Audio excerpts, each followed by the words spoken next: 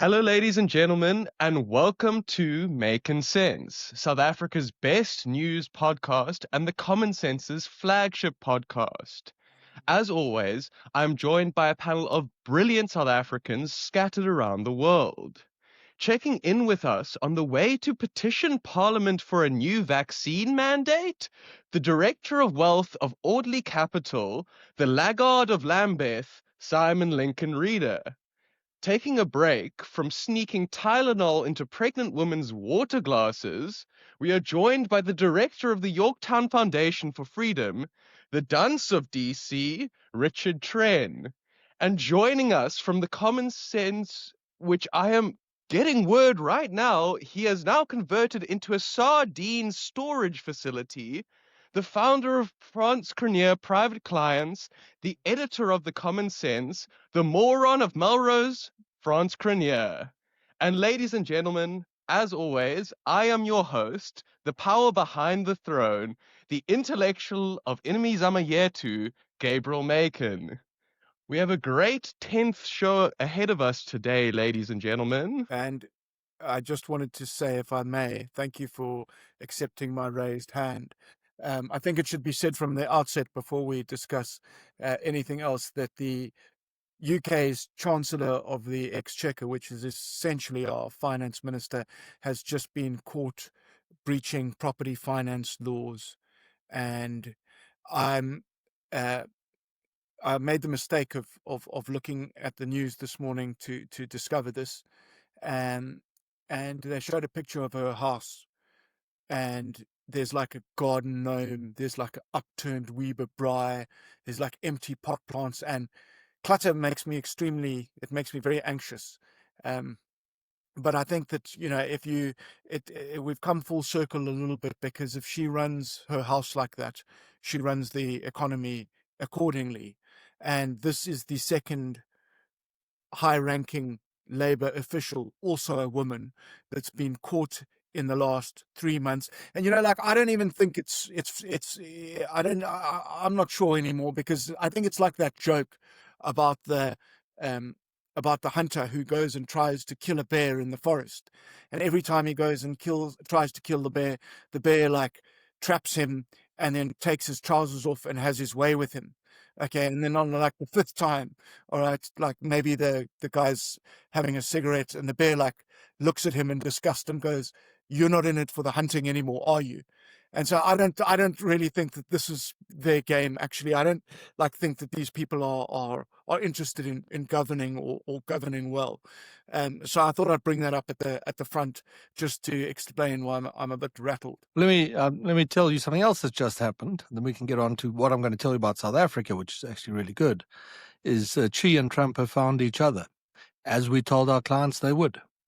And a major deal is currently being announced, and I think a real success for both sides. A really interesting how the sort of microchips versus rare earths battle has played out here.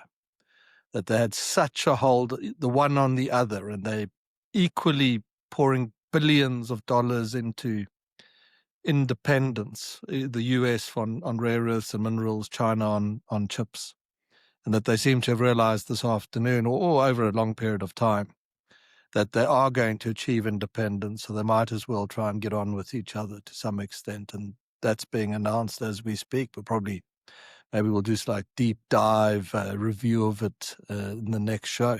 But Amazing. But yeah. So an amazingly good thing. So wonderful. Well, Anyway. just like we had last week, Simon, there was diamonds and dog poo to talk about. But now let's go on to the first piece of news, which is France. You are going to tell us, with the medium-term budget framework coming up in South Africa, that politicians have actually no need to panic, that there's enough revenue in the fiscus to have our cake and eat it too. So can you just take us through this claim? Yeah, 12th November, South Africa's mini budget. So that's kind of the midterm budget announcement where things are going. And so we've been working on that, obviously. And you know what? The picture is actually really good. 5 years ago, ratings agencies were predicting South African debt levels to sit 20 points above where they actually are today. South Africa is now running a primary surplus year after year. So that's a surplus before interest payments. That's a very, very strong position. And we're going as far as to say that South Africa is now very close to a ratings upgrade.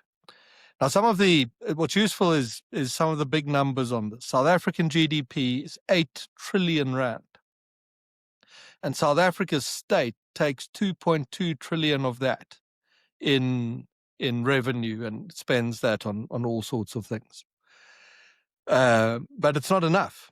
So the actual expenditure is 2.5 trillion. So there's 8 trillion GDP, 2.2 trillion revenue, expenditure of 2.5 trillion. So the difference between revenue and expenditure has to be borrowed. And so South Africa borrows about R1 billion a day to try and keep the place going. It's 300 billion rand a year. So there, you got the numbers in your head. Now, listen to this. We reckon that wastage through state procurement policy, so it might not be corruption in the way one understands that. It's not theft. It's just wastage, is around 300 billion rand a year. So we're actually borrowing $1 billion a day to pay out to cronies $1 billion a day.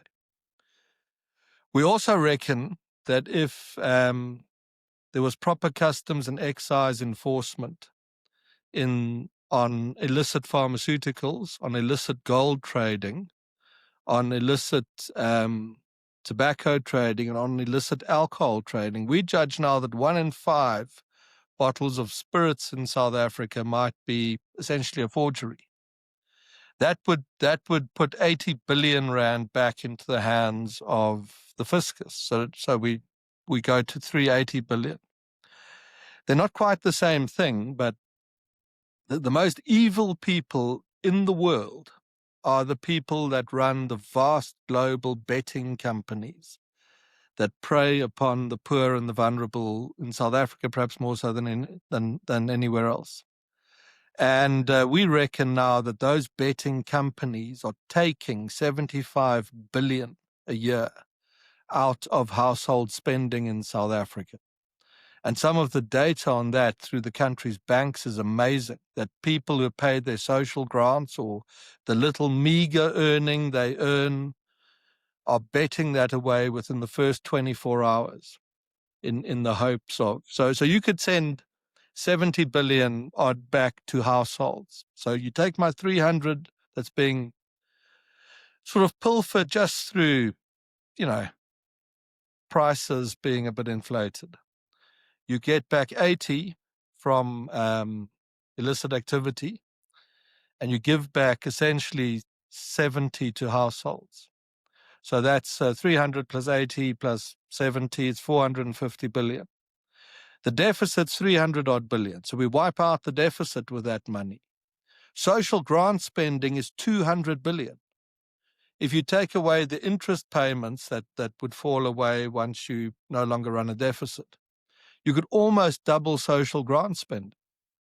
And we've actually been going around in the last week talking to some politicians who are, saying to them, the dire fiscal position is not nearly as bad as it seems, because we have all the revenue necessary to run the country as it's presently run on a break-even position, even without raising the rate of economic growth.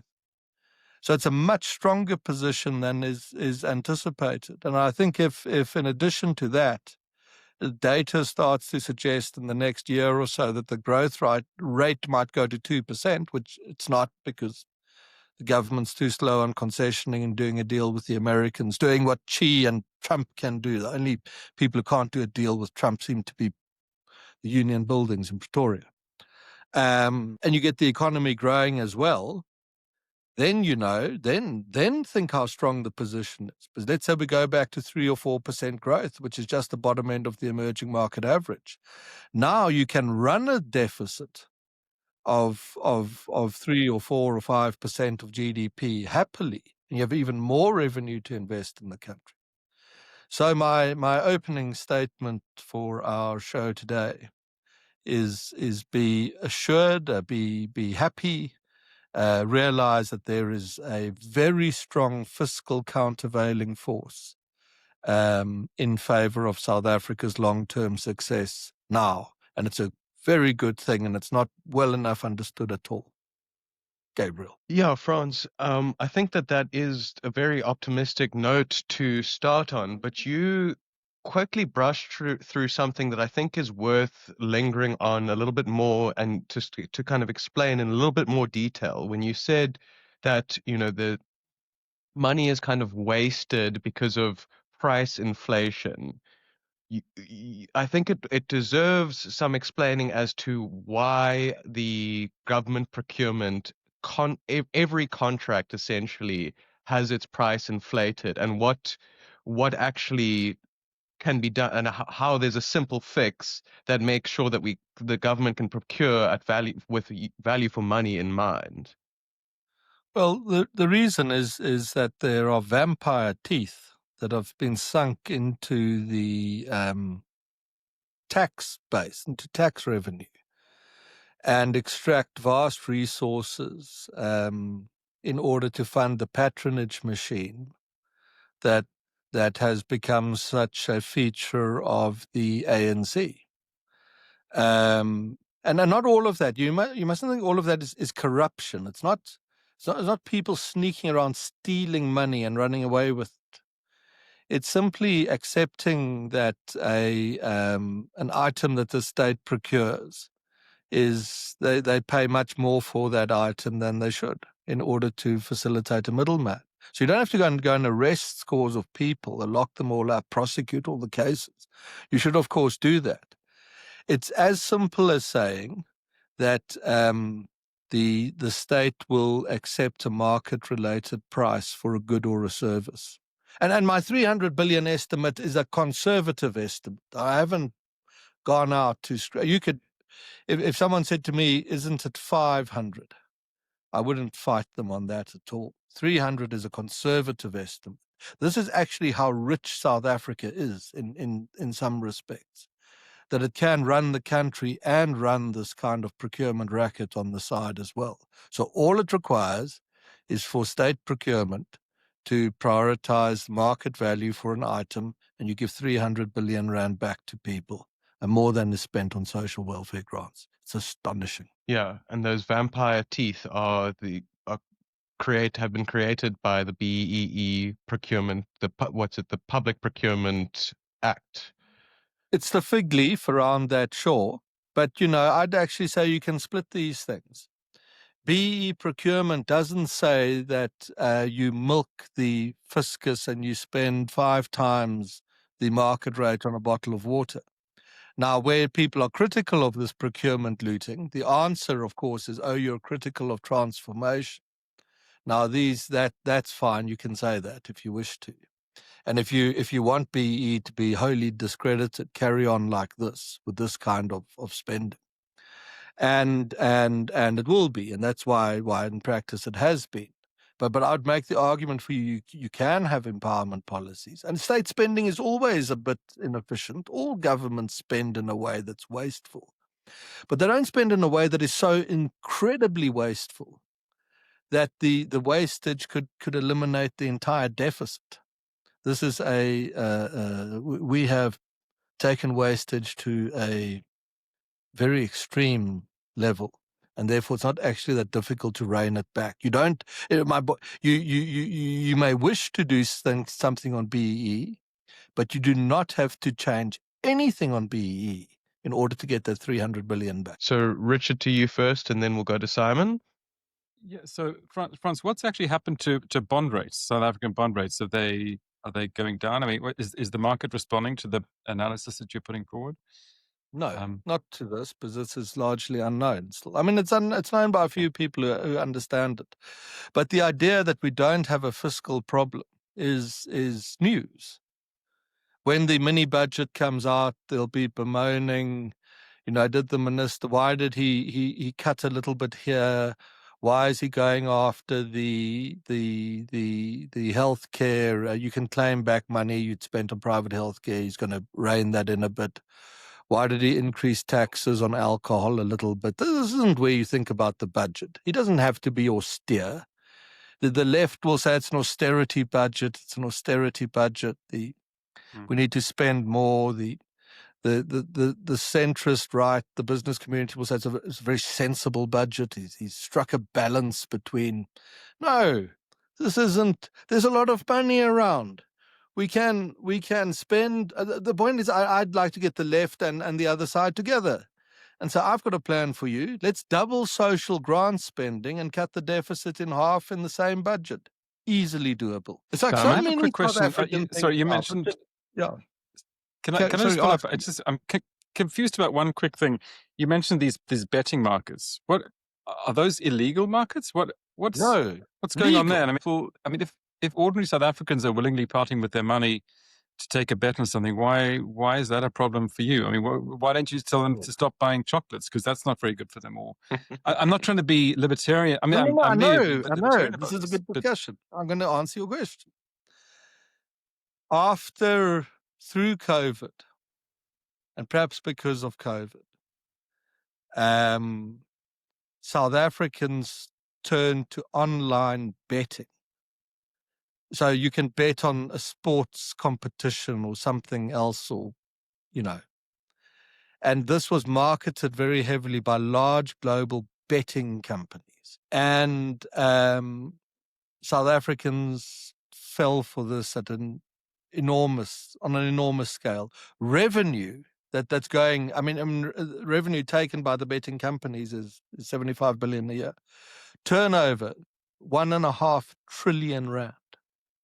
It's a fifth of GDP is being bet on bets. And the betting industry is marketing itself. You can't go anywhere without seeing it these days. Every billboard on the way to the airport is the riches you are sure to win if you start betting. I just to make the point to a colleague earlier this week who wasn't sure, we came across a person who was a laborer, and I said, watch this. I said to him, are you betting? And people, yeah, absolutely. He said, the only problem is the data's so expensive. But if I get to free Wi-Fi, I can bet. Now, there's some data on South African, what motivates people to bet. And it's desperate poverty and the hope that by risking their money, they can double it. Because you can imagine what the algorithms are like that these poor people are being confronted with and how. Now, my argument to you on free will is here in the main, but two counters. The first is betting is addictive. It's you become an addict. It's like letting heroin run wild on the streets. The second is I have to live in South Africa, and I therefore have to live with the consequences of people who become desperate and therefore prone to political populism because they in practice don't have any money. And if I was in the state and had the ability to do it, I would just ban it, even though I hold certain liberal convictions. So the practical reality. But I don't think if a thing is addictive and these very clever algorithms are exploiting these desperately poor people, I don't think it works entirely to say free will was their problem, get on with it. No, I think the betting industries these are evil people. I don't know how they can possibly live with themselves to know what if you see some, as I have done, and people, if you see some of the people who've lost their money and how desperate they become. I quoted some World Health Organization data, you'll be pleased to know. That was very good and showed the damage that betting does. It breaks up families. Kids lose their parents. It leads to alcohol and drug abuse. It leads to domestic violence. I had some ANC people in the office a while back, and I said to them, what are you doing? You are trying so hard to be the developmental state and to lift up people. And do you know that a third of the equivalent of a third of grants You're trying to lift wages, basic wages for the poor. It disappears in 24 hours out of their accounts into the accounts of large global betting companies. And therefore people are desperate, and therefore you lost an election.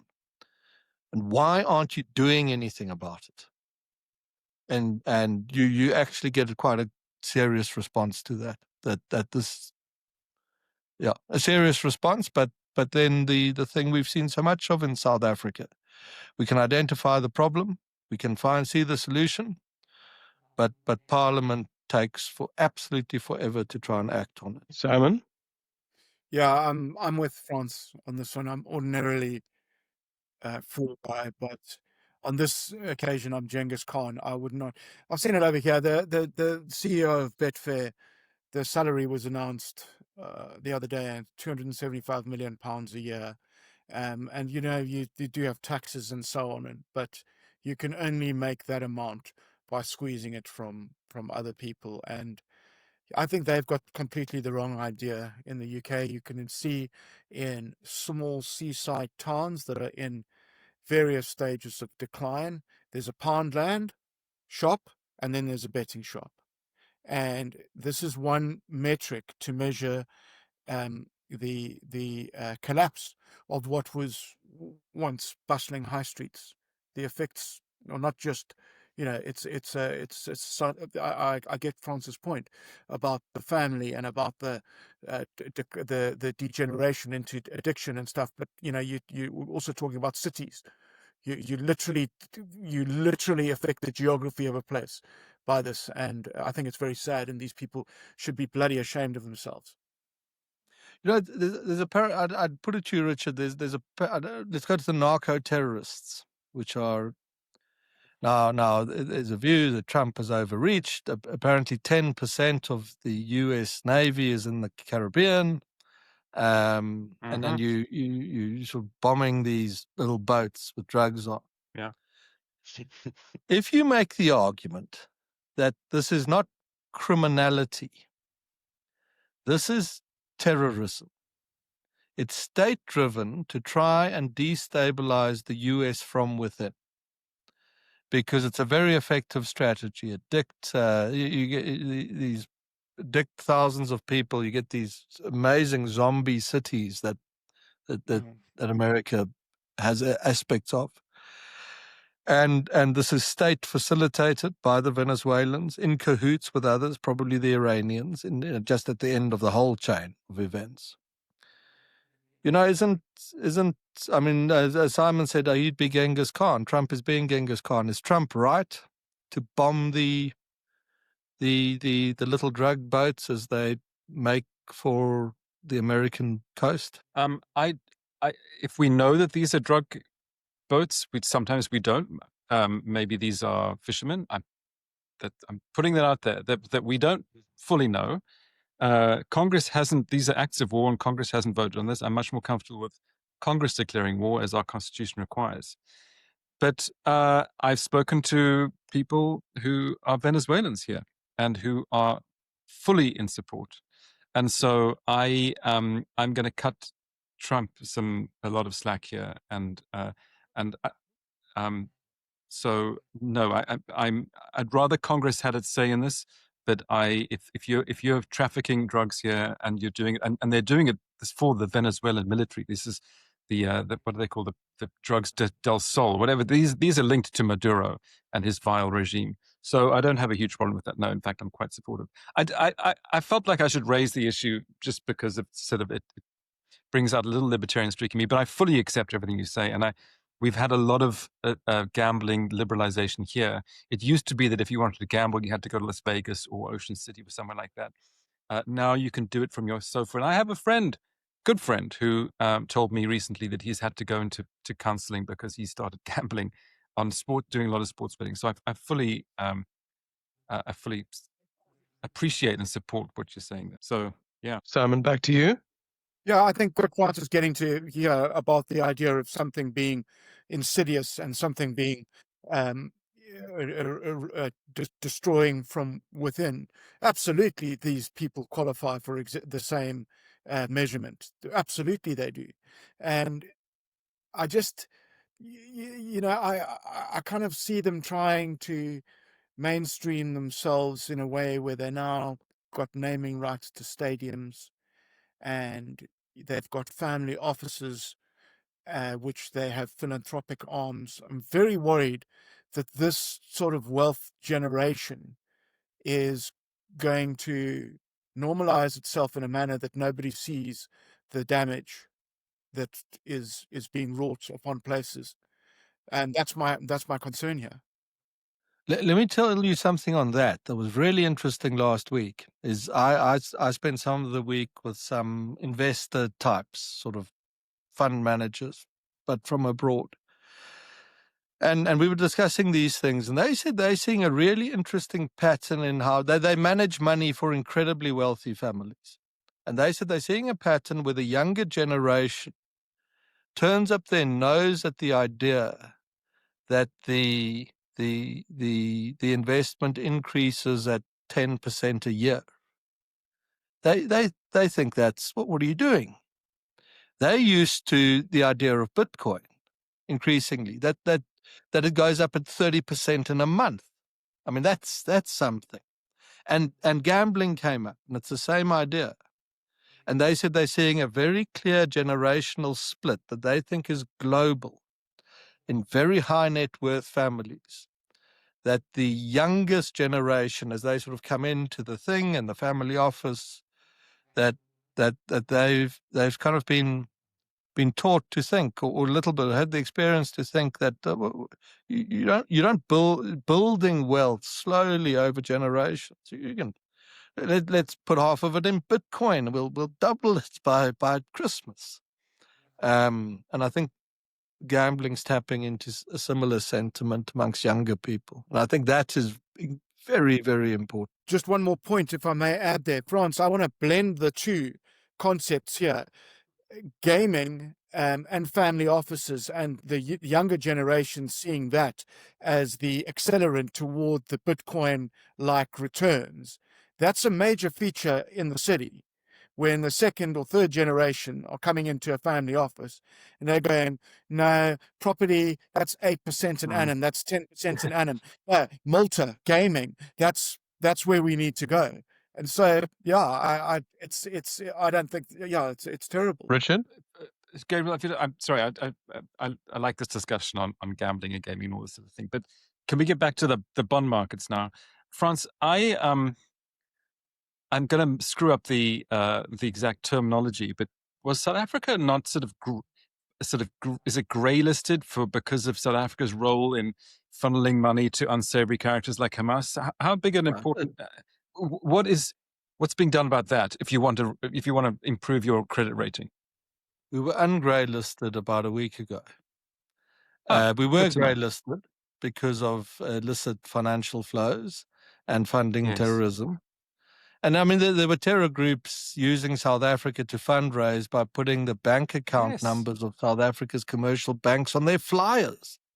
And outrageous. Some of the banks had a few difficult meetings, but have and grey listing was introduced. It just means that it's much more onerous to transact with South Africa. It's a hell of a headache for banks. And I don't think what's happened is that the illicit flows have reversed or anything of that nature, but what the grey listing has done is to get financial institutions to take the thing a lot more seriously and make an effort. Now I don't know much about how grey listing works or doesn't work, but people who do have explained to me that when you're taken off the list, it's like a bit like being on parole. And you're being very, very closely watched to see if you are now going to live up to the correct standards of preventing illicit flows. In terms of the effect that it had on the country and its economy, I don't think it was as much. There was quite a hysterical media early on when we were first grey listed. It's the end of the world. All it means is a bit administratively complicated to invest in SA, but people are still going to invest in the country on its fundamentals as they are. So that doesn't to any significant extent reprice the bond market or to an extent that's almost noticeable, relevant to the things that make South Africa so expensive to do business in, which is the counterproductive policy, the unnecessary energy constraints, and things like we were talking about earlier, the fact that the state procures so badly that the procurement problem is equivalent to the yearly borrowing requirement. Simon, one last point on this, and then we should move on to another topic if we want to get through everything today. Sure, Yes. but hope springs on that side, because Mauritius got blacklisted, I think, in 2019, if I recall correctly. It took them a year to get off that blacklisting, and they behaved in a manner which was consistent with the expectations, and subsequently have had full restoration of privileges, whatever you want to call them. So as long as we, as France said, sticks to, keep your nose clean, for want of a better description, I think we're going to be okay. I think it's very encouraging. It was great news to read that, especially given the storms of geopolitics. That's a really encouraging thing. So ratings upgrade, here we come. The last thing to do is just to lift the growth number to approaching 2%, and it will be upgraded. On that, I am confident. So I think that was a great discussion, and my favorite part about that discussion was that we managed to bring the conservative out of the three libertarians when talking about online gambling, and even then, and it's managed to bring the conservative out of me, because the thing I was thinking to myself, my biggest issue with the whole online gambling problem is that it is literally just a value suck. It's just like France. You talked about the vampire teeth that are sticking their neck into the government. This is vampire teeth sticking their neck into the whole freaking world. So I am totally on the side of get rid of them, get these evil people out of here. And I'm glad that the four of us are starting this war together. I'm not a libertarian. I don't think I'm a libertarian. Sorry. So I'm very sorry I used the incorrect pronoun to refer to you, Franz. I will refrain from dead naming you. What's the next segment? Take us there. So we're going to continue with the good news, and we're going to continue on talking about libertarians, because in a rare piece of extremely good news for global lovers of liberty, Argentinian President Javier Milei has strengthened his hand after Argentina's midterm elections. And so, Richard, we're coming to you to unpack the context, because I think a lot of South African listeners, a lot of listeners might be unfamiliar with who Milei is. So let's start about a little bit of context with who he is, how he came onto the scene, his presidency, what Argentina was like, and what it has been like subsequent to him becoming the president, and how this leads to the result that we had earlier this week. Yeah, so Javier Milei, he is a libertarian. He's probably the most libertarian world leader in office today.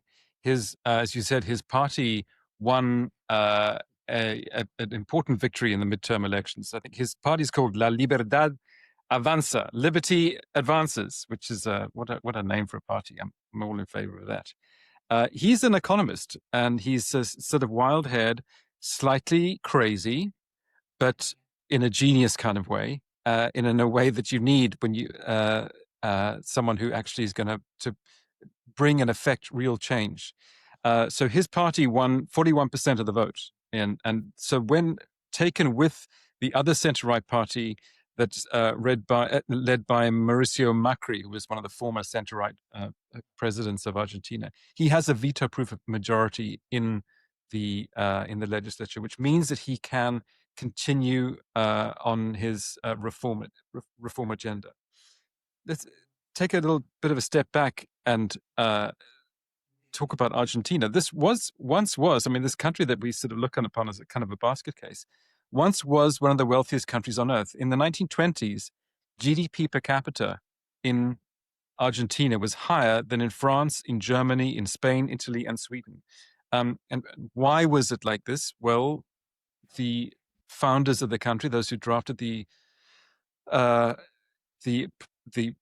constitution did so in this long sort of history of, in this long um, tradition of classical liberalism. They were great admirers of the American founding and ensure that there were, enshrined basic things like property rights and individual liberty and trade, which turned this country into such a wealthy nation. And that was attracting millions of people from around the world. It has an enormous Italian population.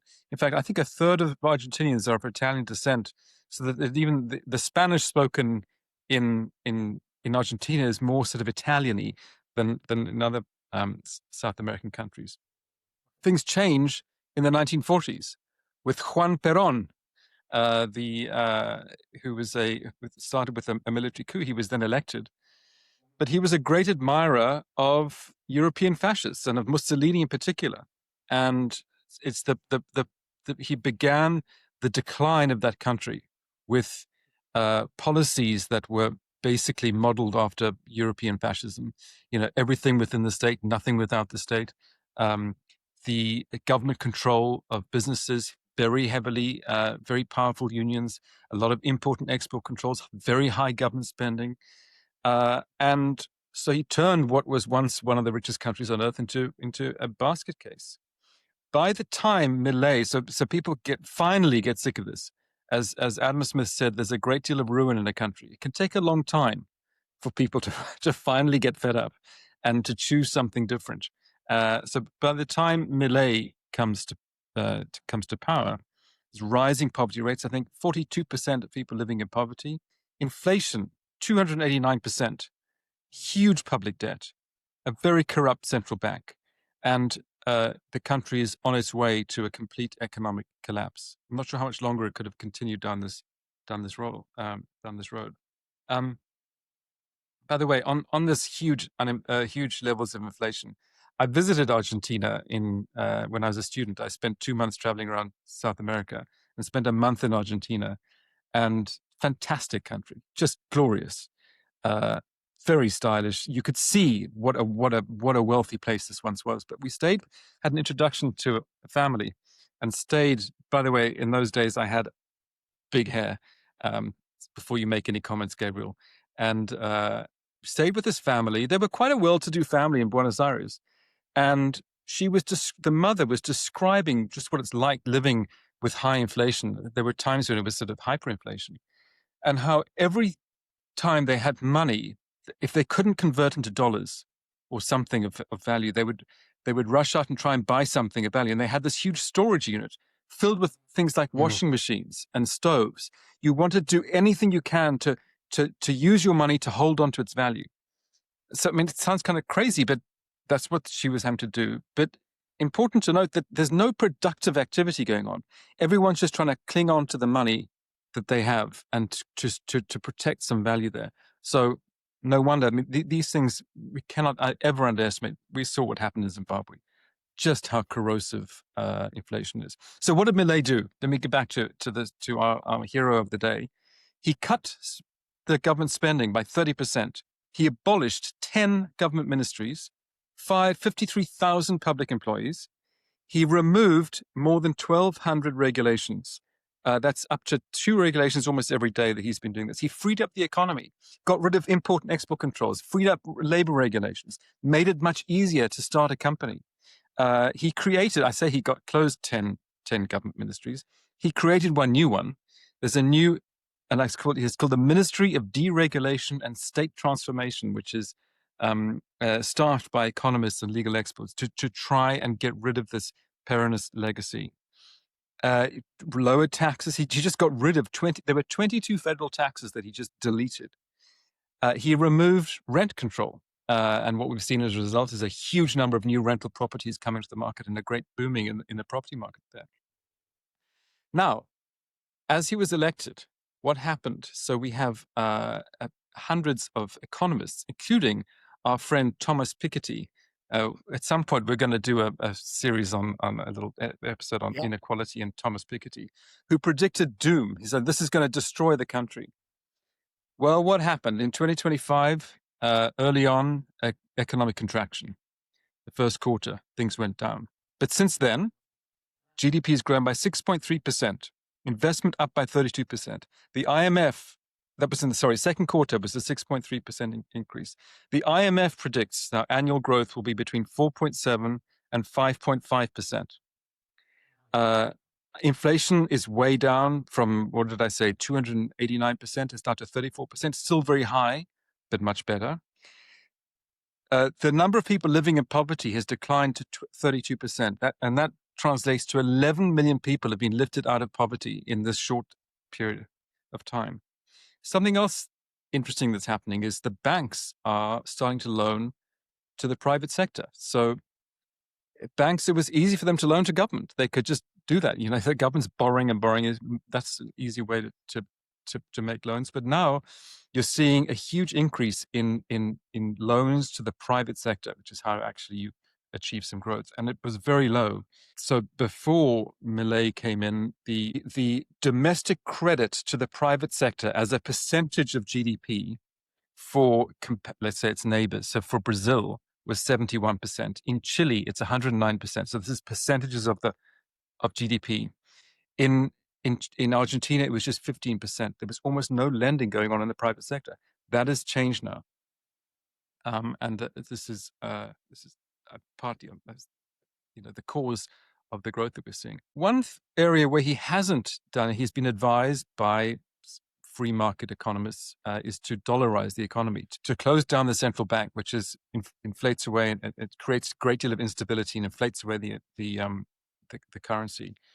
He hasn't done that yet. Maybe now, to ensure some more stability and faith in the economy, he'll dollarize and make essentially the dollar the currency of the country. But he hasn't done that yet.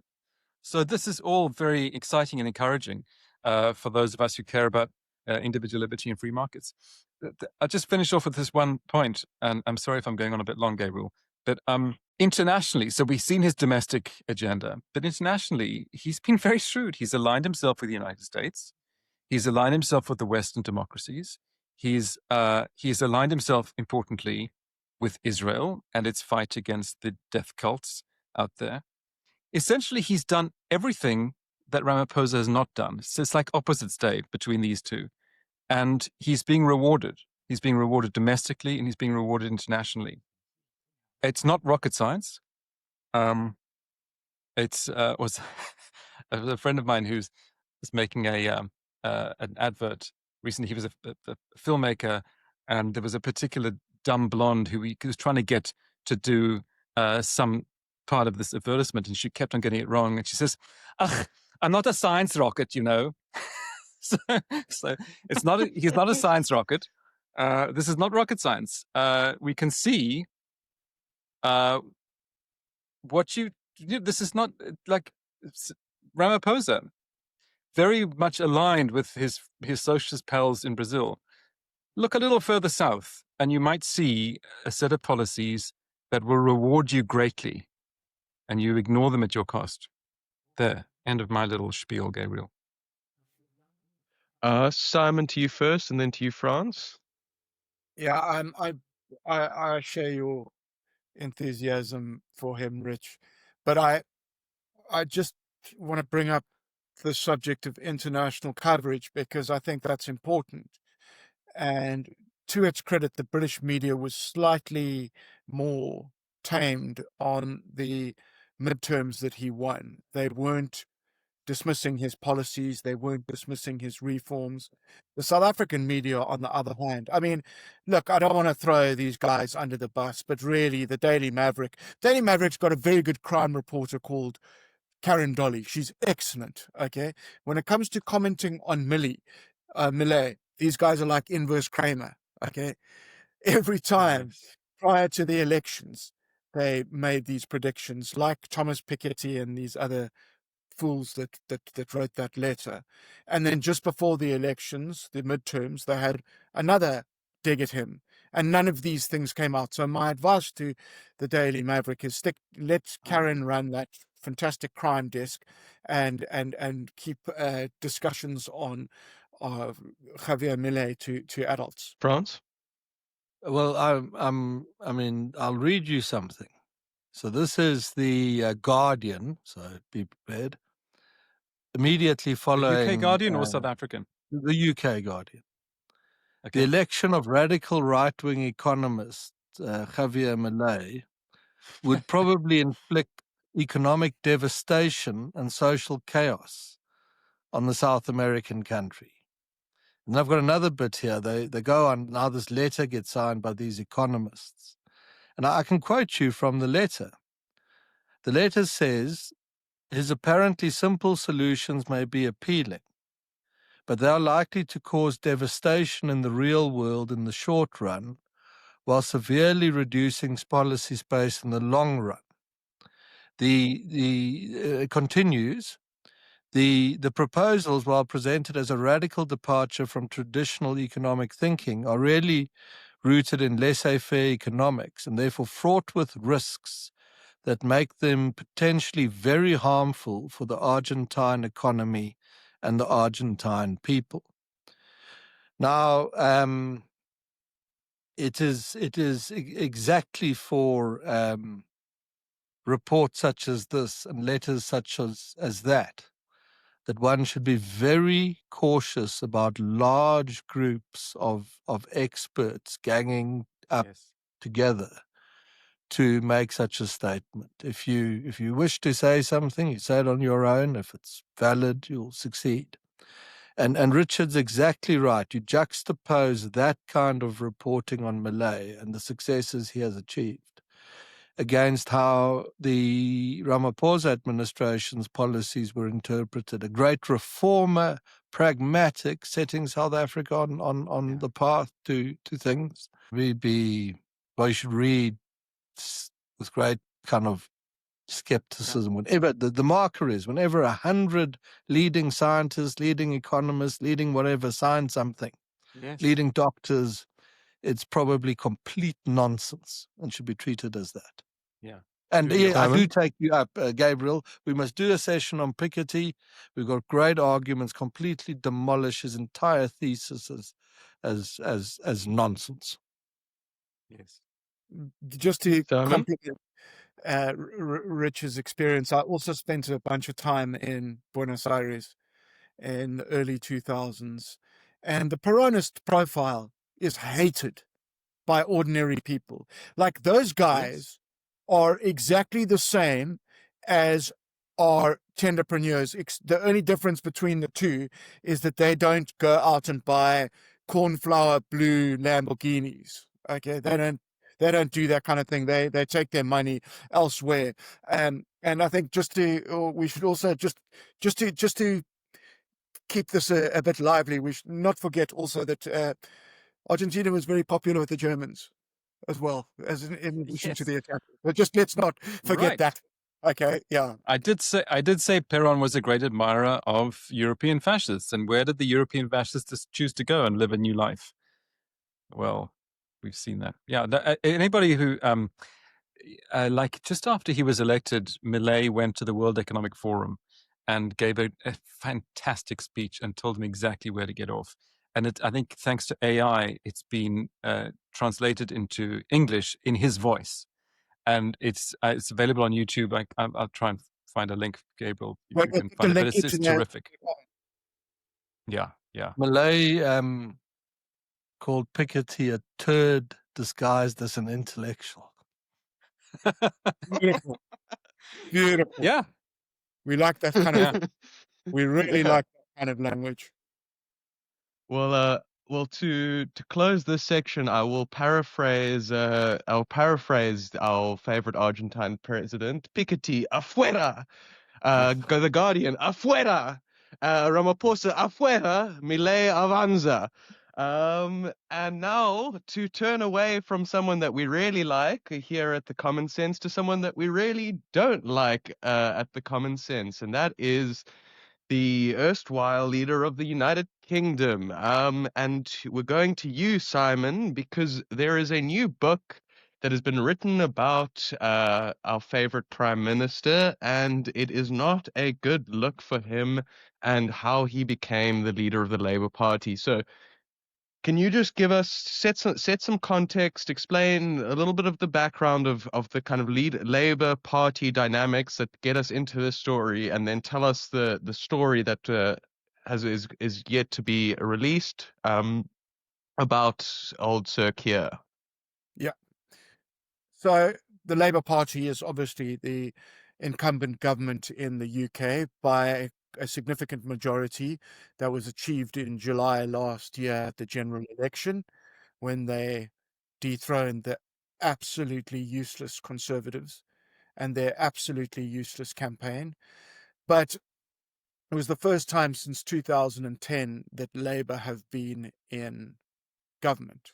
So they've had this drought of 14 years, and the leader and subsequent prime minister is Keir Starmer, and he has had a very bad year, and I'm delighted to tell you that it's about to get a whole lot worse. And Good.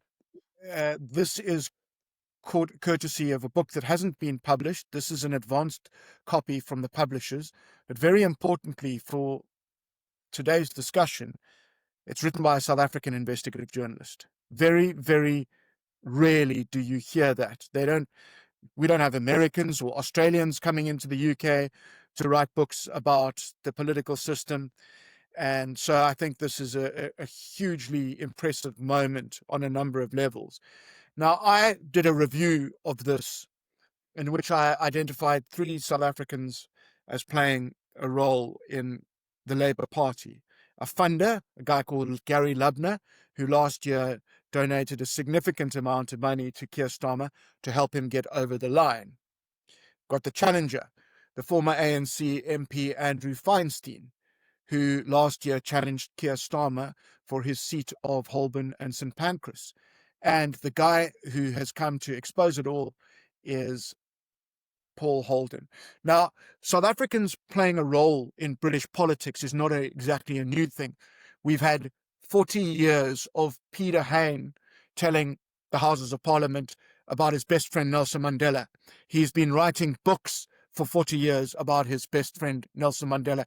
His next book will be a young adult novel about the time that he swam to Robben Island to help his best friend Nelson Mandela escape, and then put Nelson Mandela on his back as he swam back to Cape Town through shark-infested waters. There's also this other dude. Okay, there's also this other guy. And Gabriel, this is serious. Okay, so there's this guy who sits in the House of Lords. He went to Rondebosch High School, okay, in Cape Town. And at some point, I'm not going to say his name. I'm not going to say his name. At some point in the 1990s, it's a Lord. He went up to a Sunday school teacher and said to her, "Would you like to have a threesome?" And so she went, "Okay." So he was like, "Awesome, awesome, invite someone." So she brought a dude along, okay? And doing what they were doing, nobody knew that there was a News of the World journalist loitering around, okay? And that incident caused embarrassment for John Major's moral regeneration campaign at the time called Back to Basics. We had our own moral regeneration campaign in South Africa. We were smart enough to appoint Jacob Zuma as its head in the early 2000s. Now, back to the book, okay? The Fraud, Keir Starmer, Morgan McSweeney, and the Crisis of British Democracy. Now, from the title, and what has been emphasized thus far, and it was embargoed until 2 weeks ago, but what the reviews thus far have seized as it relates to fraud is the failure of Keir Starmer's incumbent chief of staff, Morgan McSweeney, to declare to the Electoral Commission over 700,000 sterling between 2017 and 2020. That is a criminal offence, and one hopes that when this hits the shelves, the proper recourses will follow. But that isn't the only thing. Now, I have seen, in addition to the financial misfeasance, 2 other lines of inquiry here, both involving Morgan McSweeney and a group that he formed within the Labour Party called Labour Together. Now, the first is the role that he played in purging the party of its anti-Semites when Keir Starmer became the leader in 2020. I know this story reasonably intimately. I was feeding back information to Benji and Terry in Johannesburg about what was going on there, because I was speaking to Labour staffers, conservative politicians, who showed me email threats, other threats, who told me what was going on. And clearly, given the temperature and the allegations of intimidation and harassment, something was very wrong. But through through Paul Holden, you are finding something different here. And you have to ask the question, did that campaign to rid the Labour Party of its anti-Semites rid anti-Semitism within the party? And the answer is very evidently not. And then you see that the actual objective of what these people were doing was to try and get rid of Jeremy Corbyn, who was the left populist who took over the reins in 2015. Now, I don't like that guy, but if the claim was that he was head of the snake, okay, then it's completely misleading, because anti-Semitism in Labour is actually a hydra. It's got many, many heads. And I think that is very important in the context of what's happened recently, because you've got this little circle jerk of Keir Starmer, Mark Carney, Emmanuel Macron, and Anthony Albanese recognizing Palestine as a state. This is completely inconsistent with promises and pledges made to the Jewish members and to Jewish Labour. I think that what really was the objective during this campaign in Labour, led by Morgan McSweeney, was to reconstitute the Tony Blair, or rather Blair consensus of the Labour profile, which, next to your suburban Liberal Democrat boomerism and your Green Party luxury beliefs, is the most repulsive kind of elitism around today. So if you see it like that, then you can see actually Jews were lied to. Everyone was lied to. Anti-Semitism was not the target. It was merely a power grab, and it was obfuscation, and it was deceitful. And so that's the first line. So remember, we've done the financial malfeasance. We've just done this Corbyn era purging. And now we come to the third, and this is the most important for me, because it involves the disinformation racket, the global disinformation racket. Morgan McSweeney started this little initiative within Labour with a guy called Imran Ahmed, who's not a good guy. And what they did, they named it Stop Funding Fake News. And what this crowd got up to was really quite, even by the standards of what you've seen, this was astonishing. They would attack the left, the populist left, and they would attack the populist right. So whilst they were attacking a news website that's popular amongst Corbyn supporters called The Canary, they were attacking Nigel Farage and his Brexit campaign through the Brexit Party to contest the 2019 EU elections. So they're attacking these two, and they were also attacking Breitbart. So you've got this shady group operating from Labour that's going on. They're using politicians in on the scam to attack these respective parties. And this is the kind of stuff. Sorry, I have to compose myself when I hear, because what happens here is that you've got a young graduate, a girl, going to work for a news organization. She gets a job at the entertainment desk, and then one day she's told that there's been advertising pulled, so she can't work there anymore. She's got a student loan and stuff. This prompts like Tarantino violence in me. Okay, this is really, really disgusting. I want Joel on the show. I want Joel Pollock from Breitbart, and I want Paul, and together they're going to put aside their little ideological departures, because this is an issue that's much bigger than whether you sit on the left or the right. This is an issue that affects us all. And what happened subsequent to this Stop Funding Fake News is it was rebranded as the Center for Countering Digital Hate, which is in your neck of the woods now, Richard, and maybe we have to take this conversation offline, and I've got a couple of ideas of what I'd like to do with these people that I'll share with you happily, if you'll hear me. But what we've identified, and this cannot be emphasized enough, Paul Holden is a guy from the left. Okay, he's and that's fine. He's brought to us this issue that affects us all. He's a guy from the left. You don't see that happening very often. It's a remarkable exposure. And if you think that we can't work with people like Bernie Sanders as it relates to being silenced in this way, I think that you're very wrong. That's a very important. That must be done. We've got to find a way to do it, and I'll get into now what I think could happen. But those three issues from this book, I cannot recommend it highly enough. I'm very proud to be a South African in London, knowing that a South African investigative journalist has gone and done this. I think it is absolutely exceptional.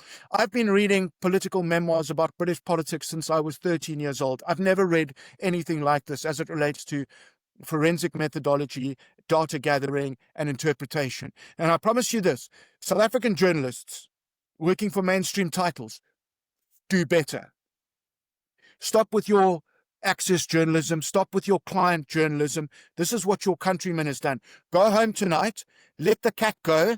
Okay, it's fine. It's going to be in Tambo's Cliff. It's going to be okay. Just let it go. Sit down, compose yourself, and do better, because this is what you should be doing. And I say that excluding Karen Dolly and Jeff Wicks, who've done amazing work. But this level of insight and detail is so impressive from a South African guy. But that doesn't actually bring us to where this is going to go and how we're going to deal with these sorts of revelations. As I keep repeating, it's come from the left. These are guys, there's not some right-wing renegade sitting in the Oval Office holding up a folder with Ghislaine Maxwell's naked body inside. This is very, very serious stuff. So I don't know, what do we do about the disinformation racket? Now, I'll volunteer at this. I'll say, if someone's got the resources, I'm here. Send me. I would sue these people. I'll bankrupt these people. There is no off the radar enough.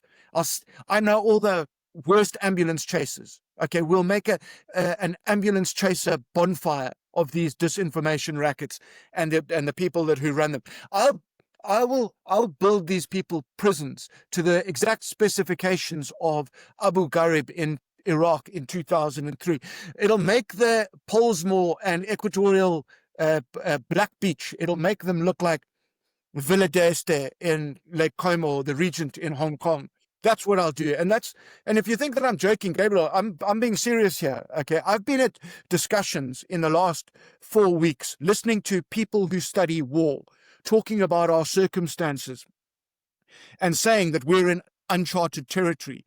We have crossed the threshold of polar factionalism. We have crossed the threshold of downgrading. Previously, when these things happened, civil wars erupted. Okay, that's where we are at the moment. So even if someone comes in and says he doesn't really like the idea of people ripping each other to pieces, what can they actually do at this point? I'll tell you what they can do. They can do something. They can gut the world's information system of its disinformation rackets.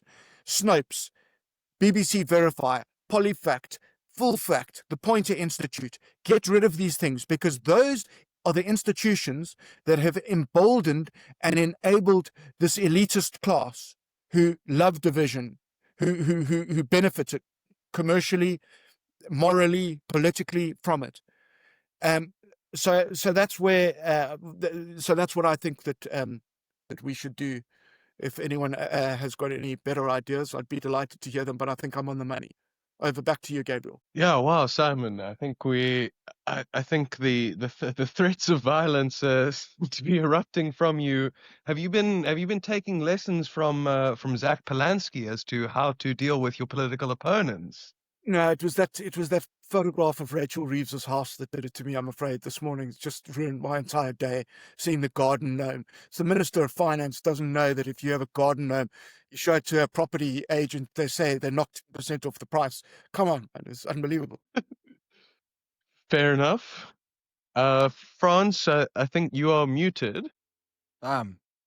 Does Simon think that the tide is turning against the global disinformation racket? I'd love to say yes. But then I look at the donations that the Centre for Countering Digital Hate is in receipt of. And I'm afraid to tell you that there are still international NGOs that are funneling money into that scam. Yeah. And that's So a very, that's still very there. worrying. Okay, I'm so really so the support is still there, but don't you think that public opinion and sentiment is shifting? I mean, you get all of this going on the one hand, and then you look at reforms polling in the UK on the other. And you look at where Labour stands, and you look at where the Conservatives stand. Don't you think, I don't propose the idea that the backers of this stuff are changing course at all. The elite's investment is still there.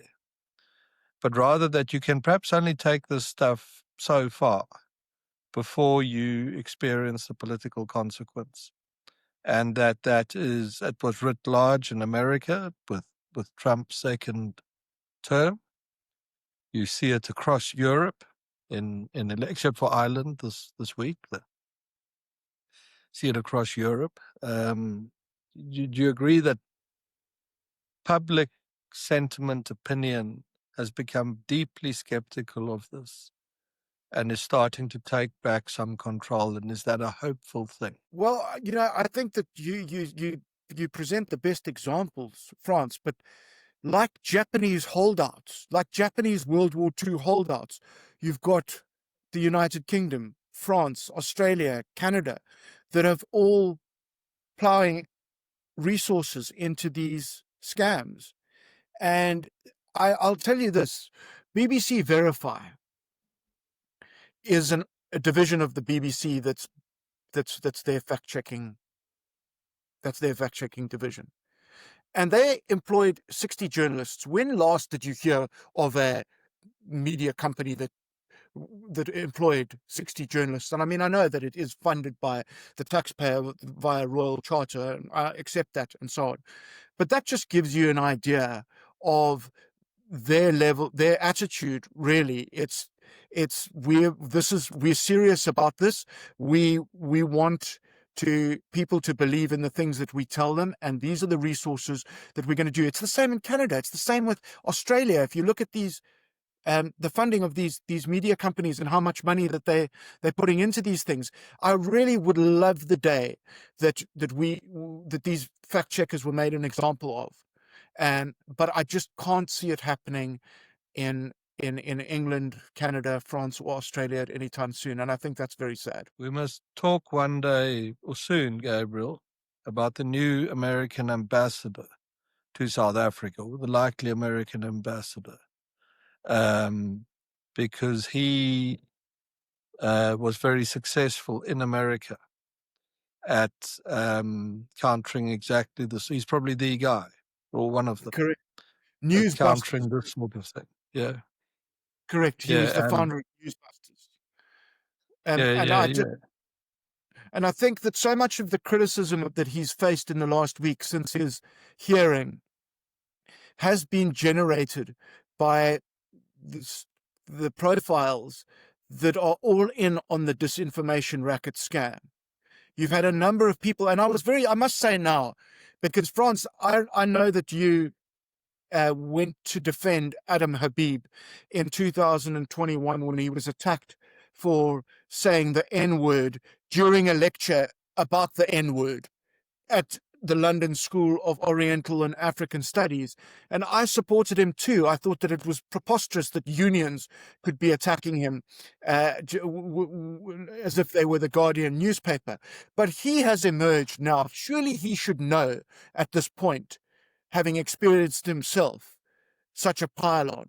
And yet he's one of the main guys who are attacking Leo Brent Bazell for during his appearance, when he actually didn't say anything remotely controversial. I thought. I watched the whole thing. I don't know, maybe I'm interpreting it wrong, but I agree, France. Gabriel, we need to get a segment on that guy, because he's going to be very interesting. Yeah, he's probably going to have the detail we will do ever. one on him, and I hope we'll get him too if he's newly arrived here.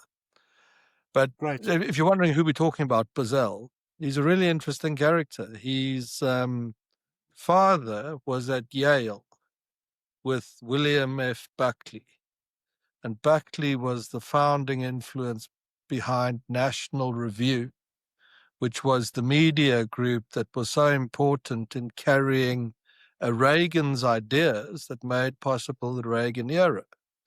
And Bazell's father, I believe it was his father, ghost wrote the biography of Barry Goldwater, whose failed campaign against Lyndon Johnson, which I believe was the largest electoral college defeat in presidential campaign history, was very successful in one respect, that the ideas that Goldwater left on the sort of American political battlefield were the very same ideas that were taken up by Reagan and allowed the Reagan era. So South Africa, if you're thinking about South Africa and America, it's getting an ambassador who has a very, very long history on the American conservative right. Interesting to see what he does here, once he's here. I by all accounts, Bazell's is a great chap, but they're not, regrettably, South Africa getting our friend Joel Pollock, who might have been ambassador, and who the South Africans were very critical of the idea of Joel becoming ambassador. And they were silly to do that, because Pollock is ex-South African, married to a South African, the daughter, in fact, of the great Rhoda Kadali. Rhoda Kadali, whose father, Clements Kadali, had founded, I believe, the first black trade union in South Africa. And Joel, had he been, and we've segued a bit, Gabriel, we'll get back to the schedule now. Joel, had he been accepted as ambassador, the South Africans said he's a great guy. He's someone with such a huge commitment to the success of the country that he would have been really, really good to build that bridge. And Bazell doesn't have the same deep familial ties. But we'll. So this is the guy who's likely on the way for SA, and we'll tell you more about him. Hopefully he'll tell you more about himself on this show a couple of weeks' time. Simon, one last comment on this before I do have to move us on. Just to say that I think it's an inspired choice to have an actual conservative, because all of the ambassadors, and I knew a few when I lived, the European guys when I was in Johannesburg, and all the Americans that have subsequently been there, be they Brigitte, Ruben Brigitte, Patrick Gaspard, they were like Europeans. They're like Belgians, okay? Never committed, like just soft and gentle. And here you've got a guy who's not only conservative, but his grasp of the media is really profound. Let me tell you a little thing on that point. You're exactly right. I don't think the chap will mind me telling his story, because I won't say who he is. But a while back, the last 2-3 years, I got a call from an American in Texas, and he's asking for some advice, and he needs to come to South Africa, and some of that would have entailed seeing aspects of the South African government. And his advice was kind of, how do I approach this? And some of my advice is that he must arrive in his Stetson with his cowboy boots and his little, what are those things the cowboys have that's not a Polo. tie? Polo but tie. yes. And he mustn't be at all shy about revealing his beliefs about the world.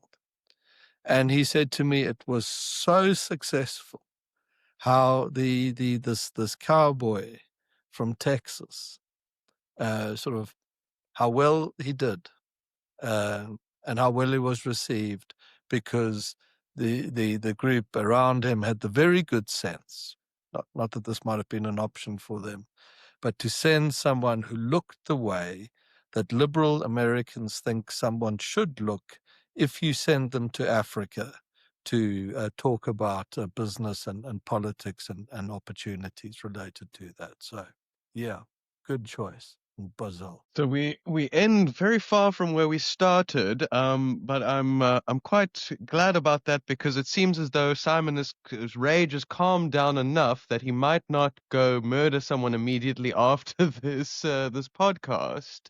But unfortunately for the audience, we will have to continue on the theme of pathetic leftists, because Richard, the financial capital of the world, seems set to make a disastrous choice.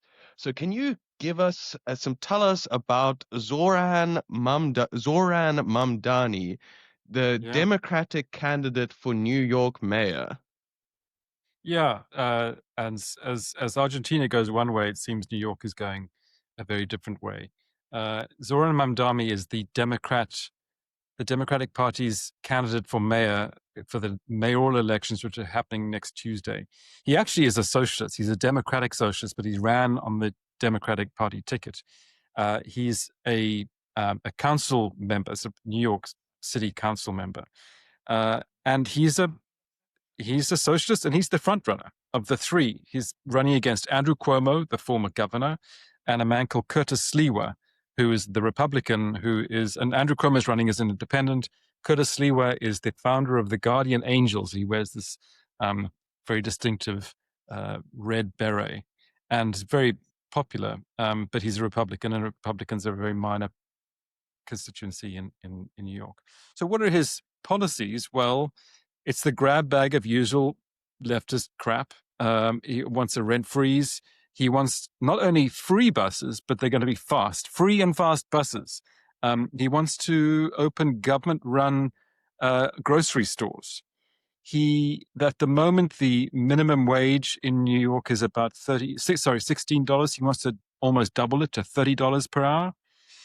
He wants higher taxes, and interestingly, he wants higher taxes for people that live in wealthier and whiter neighborhoods, which I don't think is going to be constitutional. We don't have race-based taxes here, but that's his idea.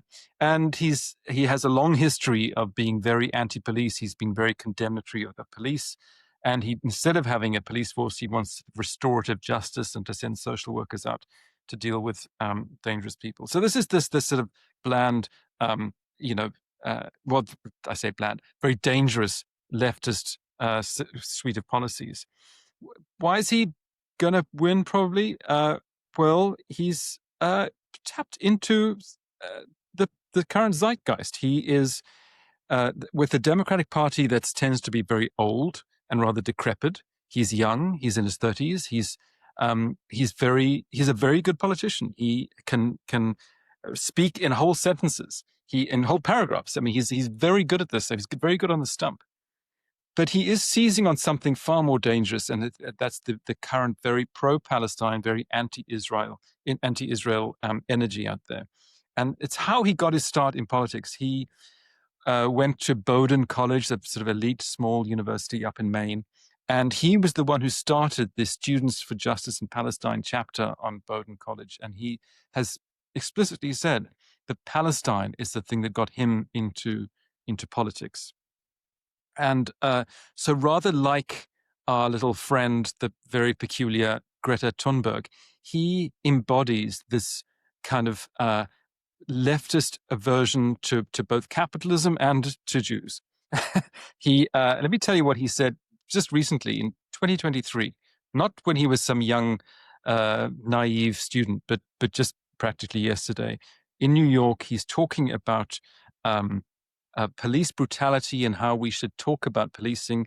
And he said, we have to make it clear, and I'm quoting directly from him, we have to make it clear that when the boot of the NYPD, the New York Police Department, when the boot of the NYPD is on your neck, it has been laced by the IDF. We're in a country where those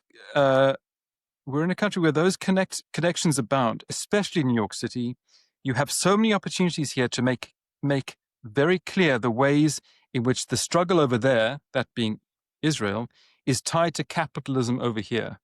I mean, this is truly vile anti-Semitic stuff here, and this in this sick and twisted mind of Zohran Mamdani, he's obsessed with Israel, he's obsessed with Palestine, and he's someone who refuses to condemn the phrase globalize the Intifada, which we all know is kill Jews everywhere.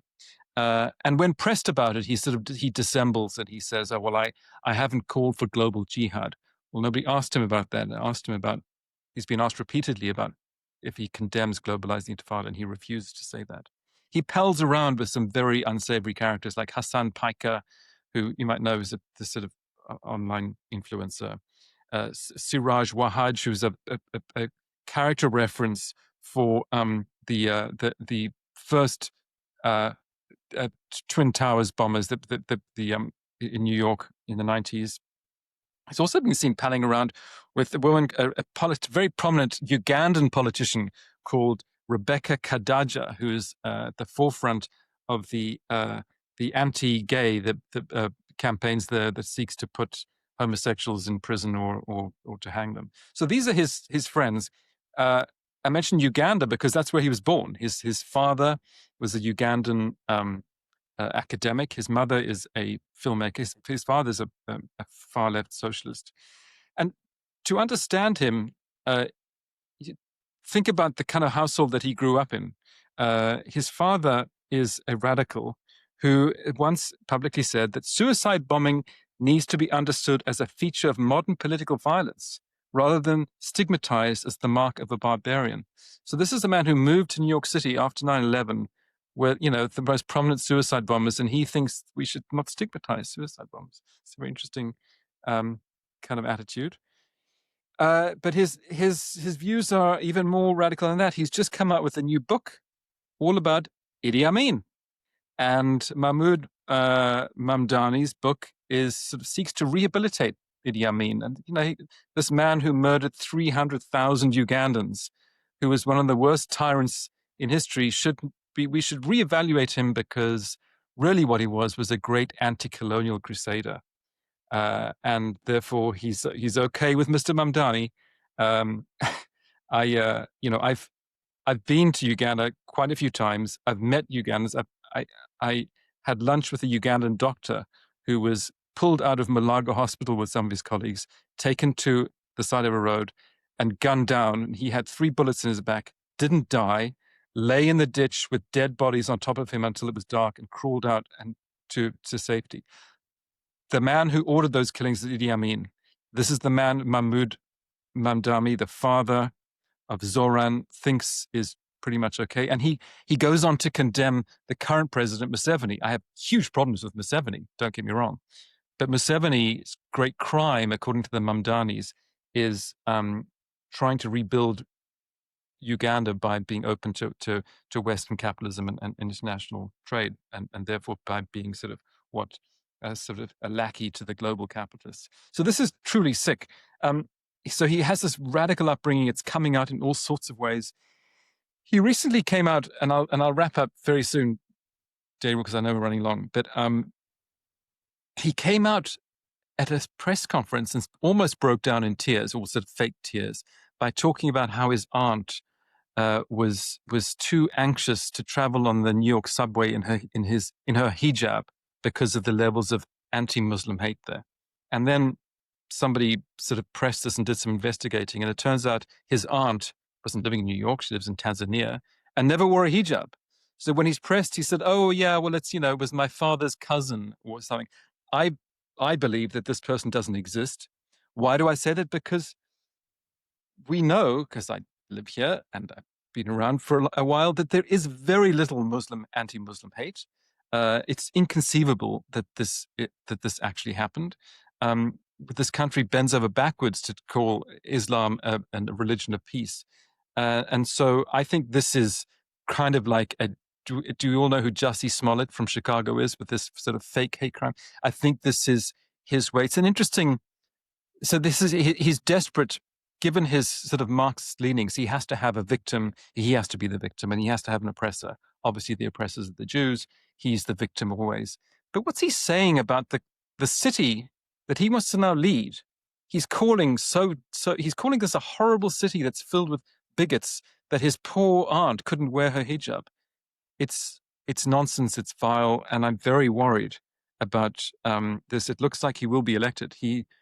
What is interesting, though, is that he's running at about 40% of the vote. Maybe he'll get close to 50. We don't know. We'll see. Normally, mayors in New York win. This is a very heavily Democratic city. Win with around 70% of the vote.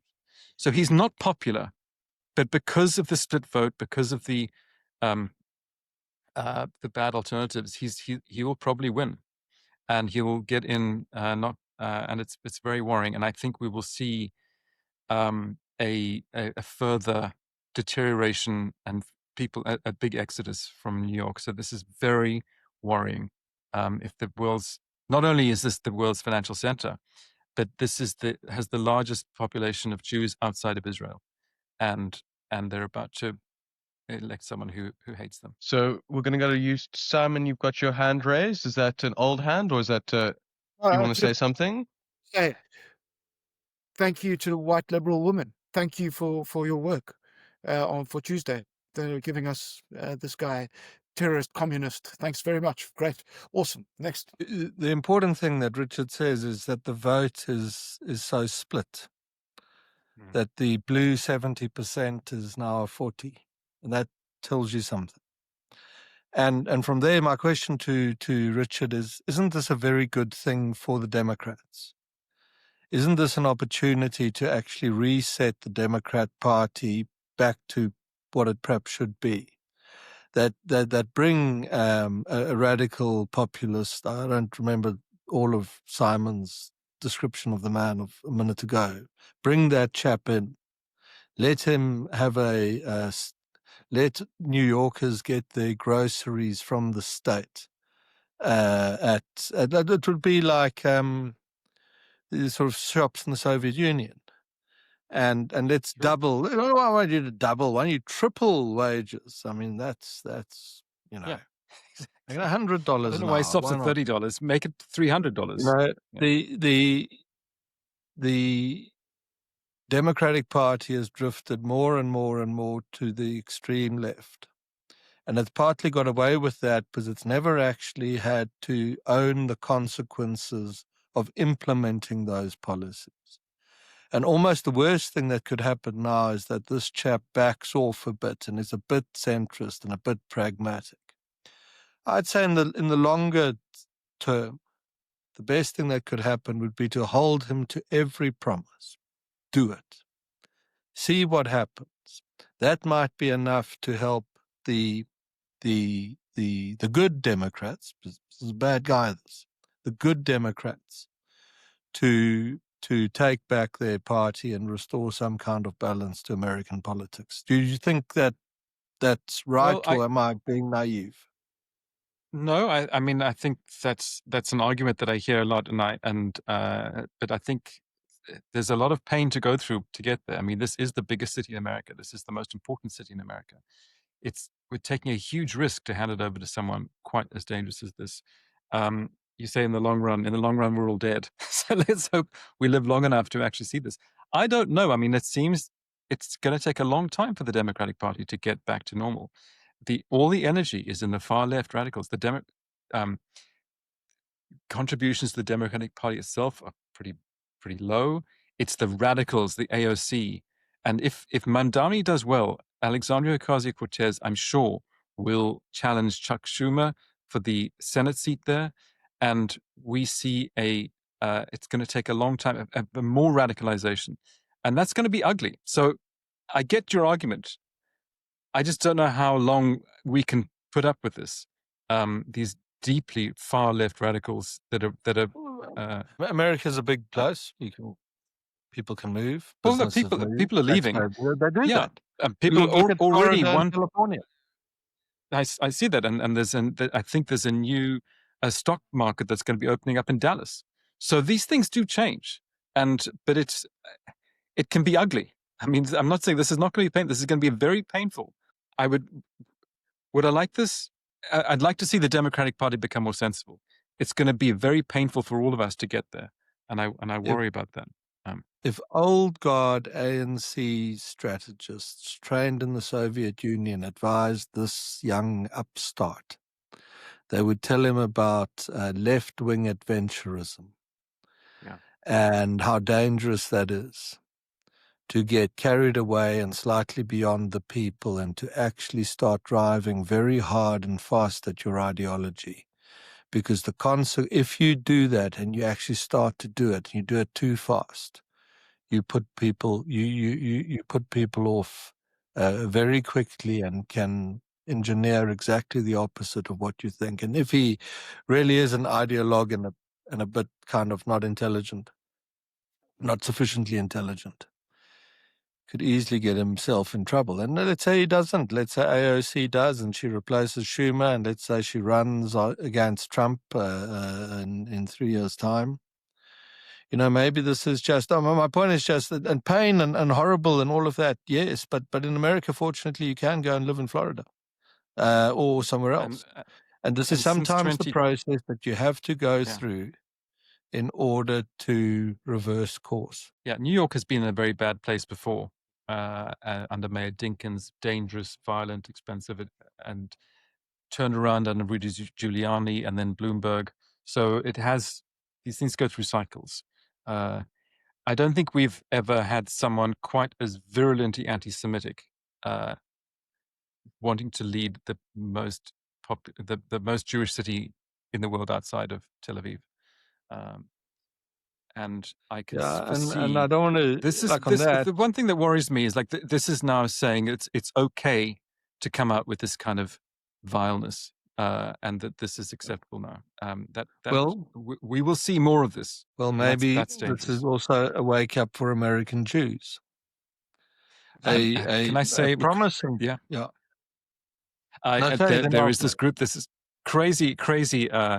Look, far left rabbis, female rabbis, made a little YouTube video, some social media about how they love. Richard, it's important to stress they are rabbis, because you cannot just, importantly, a piece of Jewish law I've learned, you cannot actually be a rabbi if you're a female under Jewish law. So they are Jewish.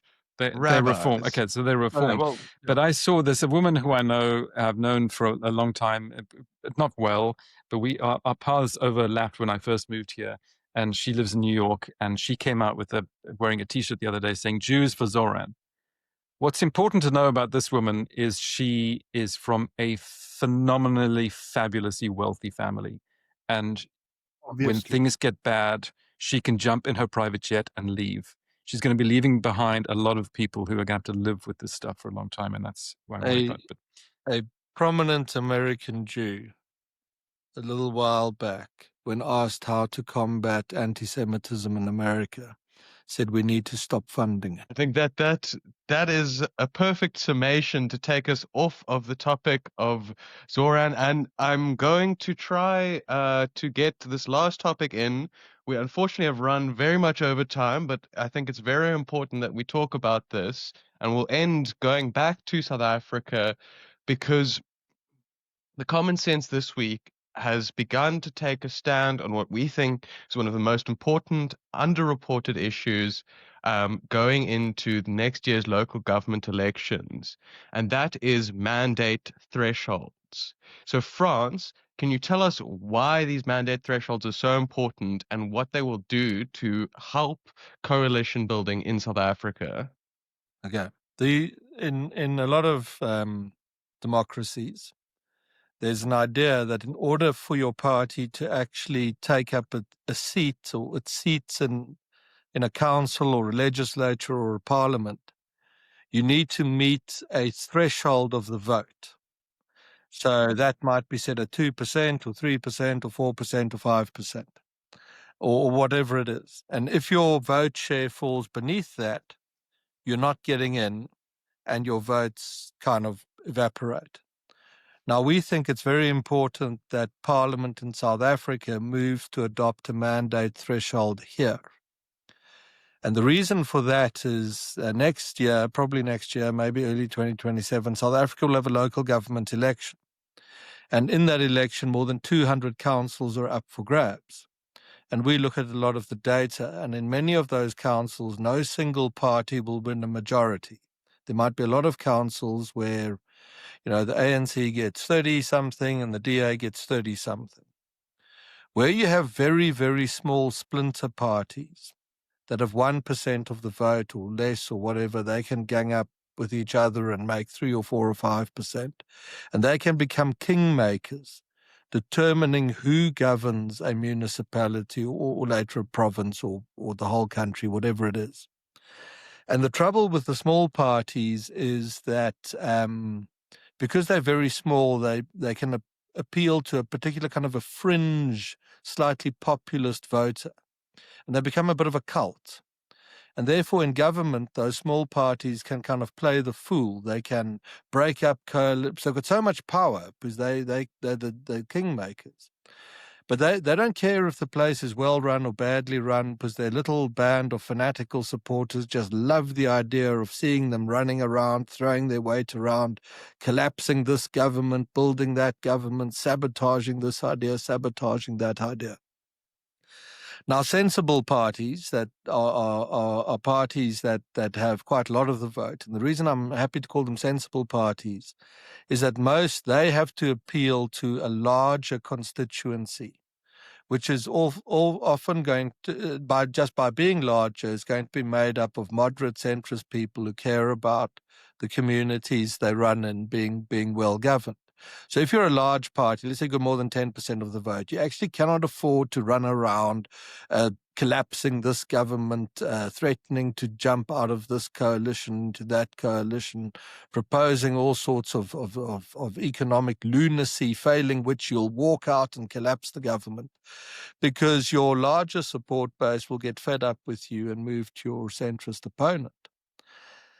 And for South Africa to avoid chaos in the aftermath of its local government polls, a mandate threshold would be very useful. Now, the only argument against it, which fails completely, is it's undemocratic. How can we sit here and say if someone voted for a party, it shouldn't be allowed into parliament? We're not.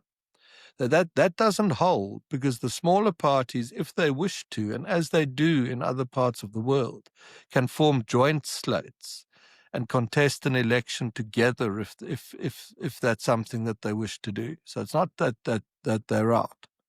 But if South Africa wants to be well governed, it needs to make sure that the larger, more centrist parties are forced into building coalitions with each other, and not forced for reasons of populism and whatever, or not be given the option for reasons of populism or whatever, to try and form coalitions with these splinter parties that cause mayhem wherever they can.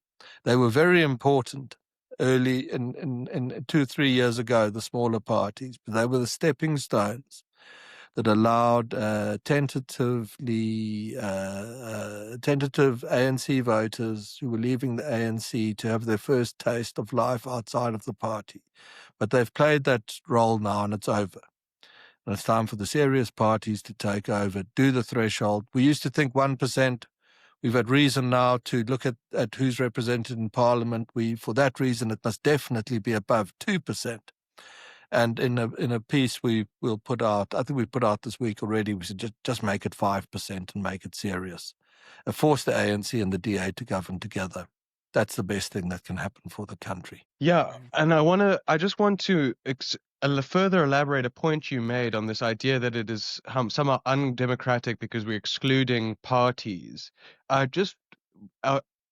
If we do not have this threshold in place, come the next year's local government elections, hundreds of parties are going to be excluded, because at the moment you have to get something like 0.2% of the vote to qualify for a seat. And so if you don't, there are hundreds of parties that will contest South Africa's local elections, and they won't reach that 0.2%. So we are already excluding parties, but haven't set a formalized number. And it feels as though setting a number at 1 or 2%, being able to achieve 1 or 2% of the vote of whatever election you are competing in, is a totally reasonable a mandate to then go and be a part of parliament. And if you are unable to reach 1 or 2%, then why the hell should you be in parliament, and should you be able to exercise power over the other 99.8% of the country that didn't want anything to do with you? And so that feels like a great point for us to leave it then. So thank you so much. Simon, sorry.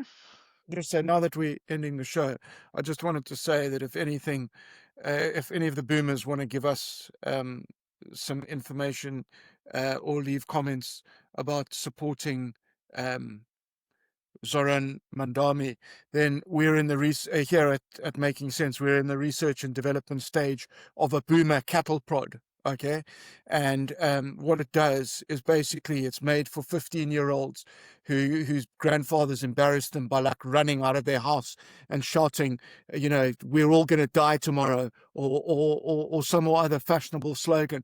So just a warning to supporters of Zohran Mamdani that's in research and development stage. Richard, did you put your hand up to say something as well? No, I didn't. I was waving goodbye. I said I've got to get to a meeting. I'm sorry. So I need to say toodaloo, and I won't be around next week, but catch you on the flip side. And I'll try, Fantastic. given how the talk of threesomes and circle jerks, I'll try and think of something more spicy to match Simon. Yeah, we didn't have a lady on this week. We could reduce the temperature. Exactly. Yeah, Yes. Maybe Bring the lady back, Gabriel. Yeah. Okay. Bye. Bring the lady Yes. back. It was much more Civilized. lady. Yes. Formalized. So, Okay. well, I think on that point, thank you to everyone who has made it through this last little bit at the end, and for making it through right to the end. And thank you to the panel for your contributions this week. And tune in again next week for another episode of South Africa's Best News Podcast. I'm Gabriel Makin, and this has been Makin Sense. Bye.